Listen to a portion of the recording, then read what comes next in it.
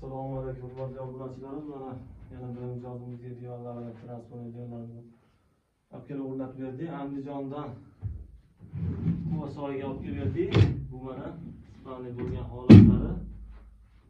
Mexanizmlar rossiyskiy mexanizm bo'ladi mana. Yutilishda razmerlari ichi brukrika, uzunasi 2 metr bo'ladi. Bemalol yotib foydalansa bo'laveradi ichi. Endi bu yig'ilishda juda yengil ishlaydi. Mana bu stol bo'lgan holatlari. Jurnalning stollari. Choychi bemalol foydalansa bo'laveradi. Spikerlar ham ikki xil funksiyada turadi. Xudo xolasa sal yotoqroq, ikkitasi tikkaroq holatda turadi. Endi ularni qaytadi, yakkaspalni holati bu.